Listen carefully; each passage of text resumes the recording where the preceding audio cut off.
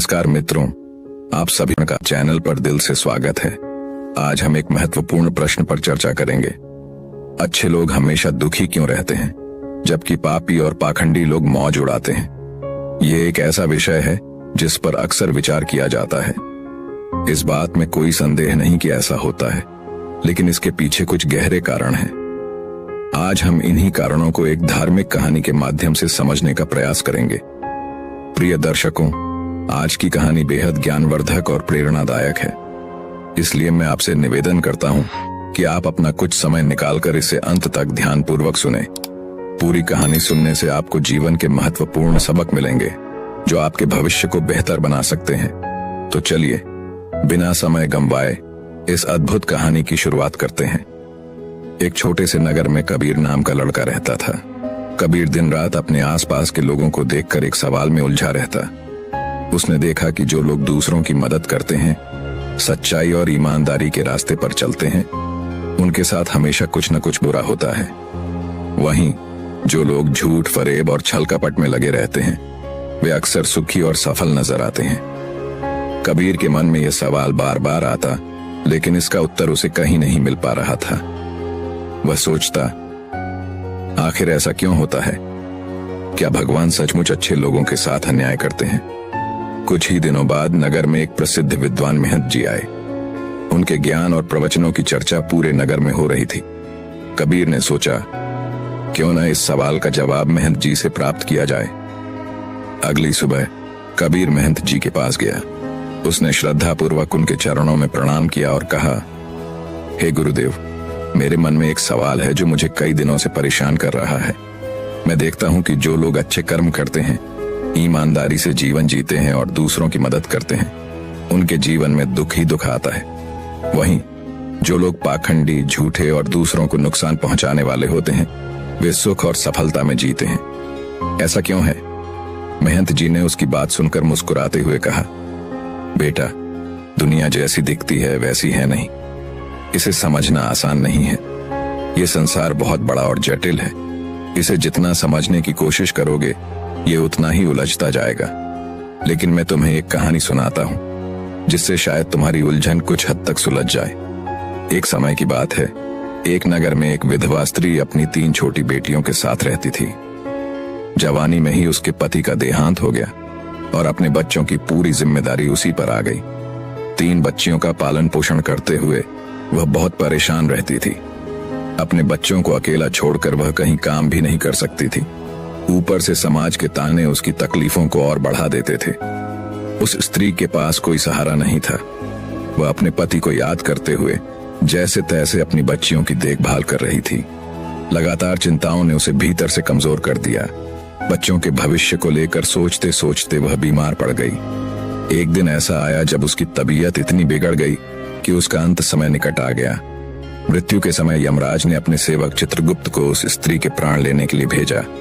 जब चित्रगुप्त वहां पहुंचे तो उन्होंने देखा कि वह स्त्री बीमार पड़ी हुई है और उसकी 3 छोटी बच्चियां उसके पास बैठकर बिलख कर रो रही हैं। बच्चियों की दशा देखकर चित्रगुप्त का हृदय पसीज गया। वे सोचने लगे, यदि मैं इस स्त्री के प्राण लेकर चला गया तो इन मासूम बच्चियों का क्या होगा? कौन उनकी देखभाल करेगा? कौन उन्हें सहारा देगा? ये सोचते सोचते चित्रगुप्त का मन विचलित हो गया। कुछ समय तक विचार करने के बाद उन्होंने निर्णय लिया कि वे उस स्त्री के प्राण लिए बिना ही यमलोक लौट जाएंगे। जब चित्रगुप्त यमलोक पहुंचे तो यमराज ने उनसे पूछा, चित्रगुप्त, तुम खाली हाथ क्यों लौट आए? क्या तुम उस स्त्री के प्राण लेने नहीं गए थे? चित्रगुप्त ने सिर झुकाकर उत्तर दिया, हे स्वामी, क्षमा करें, मैं चाहकर भी उस स्त्री के प्राण नहीं ले सका। जब मैं वहां पहुंचा तो मैंने देखा कि उसकी 3 मासूम बच्चियां उसकी देह से लिपट कर रो रही थीं। यदि मैं उस स्त्री के प्राण लेकर आ जाता तो इन बच्चियों का क्या होता? पृथ्वी के लोग स्वार्थी और निर्दयी हैं। कोई भी इन बच्चियों का सहारा नहीं बनता।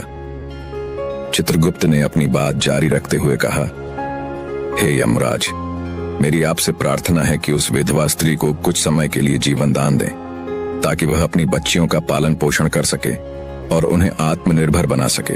इसके बाद आप उसका जीवन ले सकते हैं।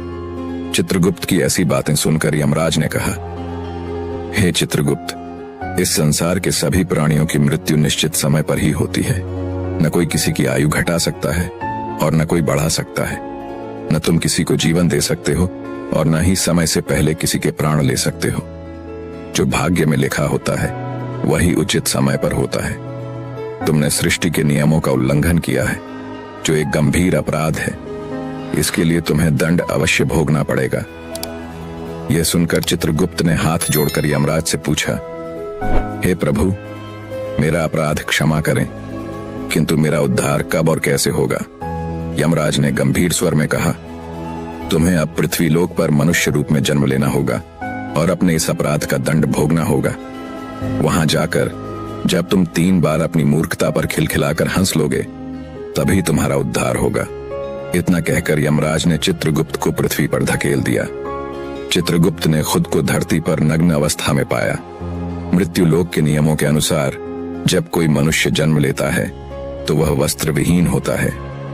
ठंड से ठिठुरता हुआ वह सड़क के किनारे पड़ा था। उसी समय एक मोची वहां से गुजर रहा था। वह ठंड से बचने के लिए अपने बच्चों के लिए कपड़े खरीदने निकला था। रास्ते में उस नग्न व्यक्ति को ठंड में कांपते हुए देखकर उसे दया आ गई। उसने अपने बच्चों के लिए कपड़े न खरीदकर उस व्यक्ति के लिए कपड़े और कंबल खरीद दिए। मोची ने चित्रगुप्त को कपड़े देते हुए कहा, भाई, ठंड में इस तरह पड़े रहोगे तो जान नहीं बचेगी। ये कपड़े और कंबल लो। चित्रगुप्त ने कृतज्ञता से कहा, हे भाई, आपने मेरे लिए इतना बड़ा उपकार किया है, किंतु मेरा न कोई परिवार है, न कोई घर और न ही भोजन का साधन। मैं अब कहाँ जाऊं? मोची ने कहा, भाई, यदि ऐसा है तो मेरे साथ चलो, मैं तुम्हें भोजन और काम दिलाने की व्यवस्था कर दूंगा। मोची चित्रगुप्त को अपने साथ घर ले गया, लेकिन जैसे ही मोची घर पहुंचा, उसकी पत्नी ने देखा कि वह बच्चों के लिए कपड़े लाने गया था, पर कपड़े तो लाया नहीं, उल्टा एक अनजान व्यक्ति को घर ले आया। यह देखकर उसकी पत्नी आग बबूला हो गई। गुस्से से भरी पत्नी चिल्लाते हुए बोली, तुम बच्चों के कपड़े लेने गए थे और लाए क्या? एक अजनबी आदमी। तुम्हें परिवार की चिंता है भी या नहीं? हम खुद जैसे तैसे गुजारा कर रहे हैं और अब तुम इसे भी घर ले आए। पत्नी की यह बातें सुनकर घर का माहौल गर्म हो गया। वह मोची के साथ लड़ने झगड़ने लगी और उसे भला बुरा कहने लगी। यह देखकर वह चित्रगुप्त बहुत जोर जोर से हंस पड़ा। चित्रगुप्त को हंसता हुआ देखकर मोची ने हैरानी से पूछा, भाई, तुम हंस क्यों रहे हो? ऐसा क्या देख लिया तुमने? चित्रगुप्त ने मुस्कुराते हुए कहा, भाई, मेरी हंसी का रहस्य मैं अभी नहीं बता सकता, समय आने पर सब कुछ बता दूंगा। इसके बाद चित्रगुप्त मोची के घर पर रहने लगा और उसने मोची का सारा काम सीख लिया। वह सुंदर जूते बनाने लगा। धीरे धीरे मोची के जूते पूरे राज्य में प्रसिद्ध हो गए। बड़े बड़े राजा महाराजा भी उसके जूते खरीदने आने लगे। मोची का भाग्य ऐसा चमका कि उसके घर में धन की कोई कमी नहीं रही। एक दिन राजा का एक सिपाही कीमती चमड़ा लेकर मोची के पास आया और बोला, सुनो मोची, हमारे महाराज इसी चमड़े से बने जूते पहनना चाहते हैं।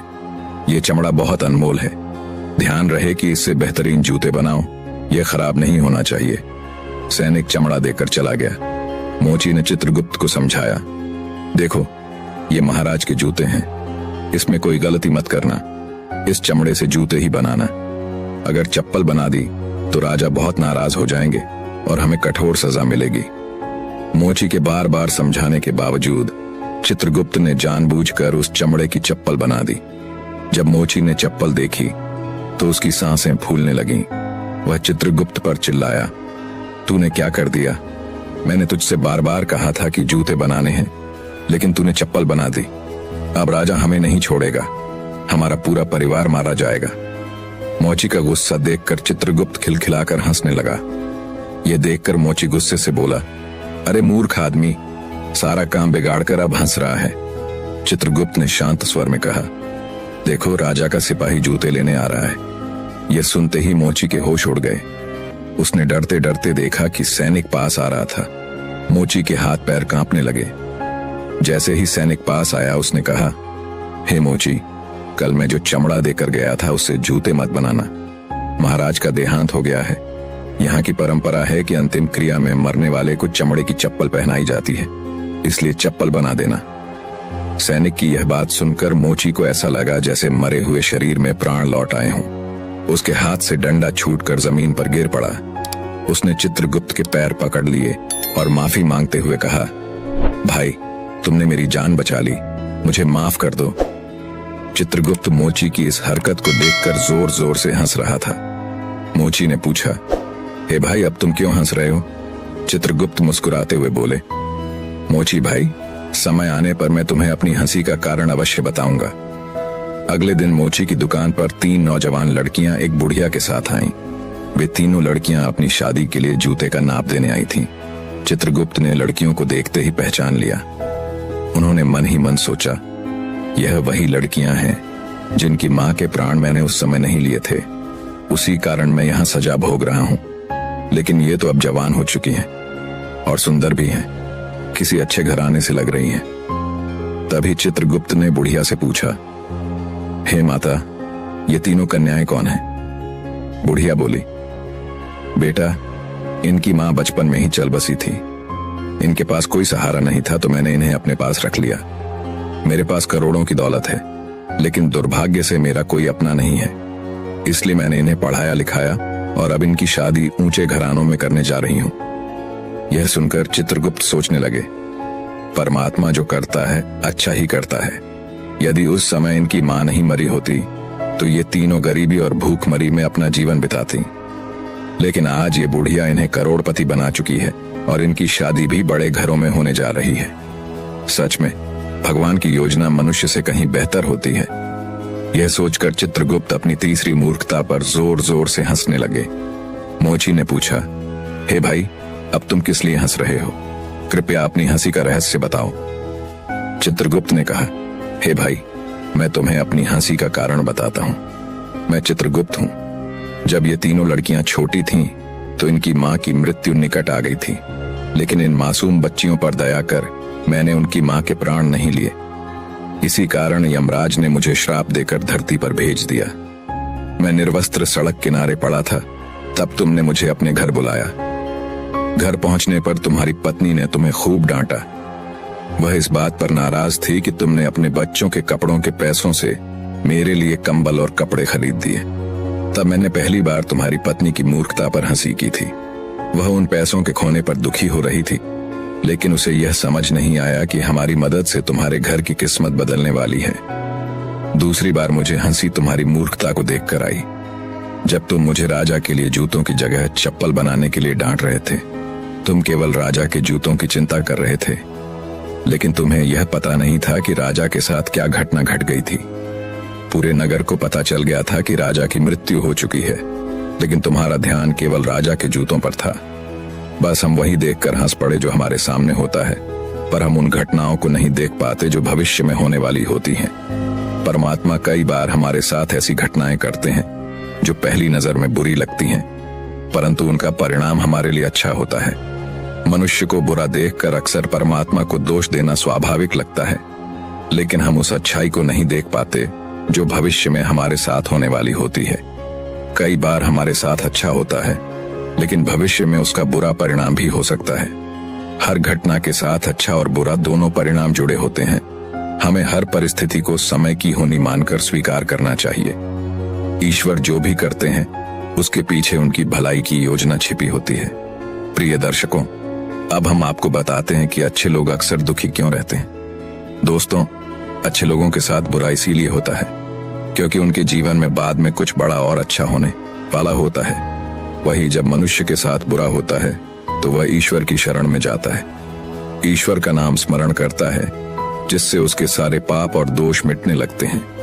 ईश्वर की भक्ति ही मोक्ष का सच्चा मार्ग है और केवल अच्छे लोगों को ही बार बार ईश्वर की भक्ति का अवसर मिलता है। मित्रों, इस कहानी से हमें यह शिक्षा मिलती है कि ईश्वर की कोई भी योजनाएं सदैव हमारी भलाई के लिए होती हैं, भले ही वे पहली दृष्टि में बुरी लगे। मनुष्यों की दृष्टि सीमित है, वह केवल वर्तमान को देखता है, लेकिन ईश्वर संपूर्ण भविष्य को देखते हुए निर्णय लेते हैं। जब हमारे साथ बुरा होता है तो हमें धैर्य रखना चाहिए और अपने कर्मों पर विश्वास बनाए रखना चाहिए। कई बार हमारी कठिनाइयां हमारे चरित्र को मजबूत करती हैं और हमें ईश्वर की भक्ति के करीब लाती हैं। सच्चे भक्तों को ही ईश्वर के प्रति समर्पण का अवसर बार बार मिलता है। जो लोग अच्छे होते हैं वे कठिन समय में ईश्वर का स्मरण करते हैं, जिससे उनके सभी पाप मिट जाते हैं। ईश्वर की भक्ति ही मोक्ष का सच्चा मार्ग है, इसलिए हमें हर परिस्थिति में ईश्वर की बनाई गई योजना पर विश्वास रखना चाहिए। दोस्तों, आपको इस कहानी के माध्यम से क्या सीखने को मिला, कमेंट करके अवश्य बताएं। अगर कहानी आपको अच्छी लगी है तो लाइक और शेयर करके हमारे चैनल को जरूर सब्सक्राइब करें, क्योंकि ऐसी ज्ञानवर्धक कहानियां आपको मेरी वीडियो पर हर रोज सुनने को मिलेंगी। कहानी के अंत तक बने रहने के लिए आप सभी दर्शकों को दिल से नमन। मिलते हैं अगले वीडियो में एक और नई कहानी के साथ।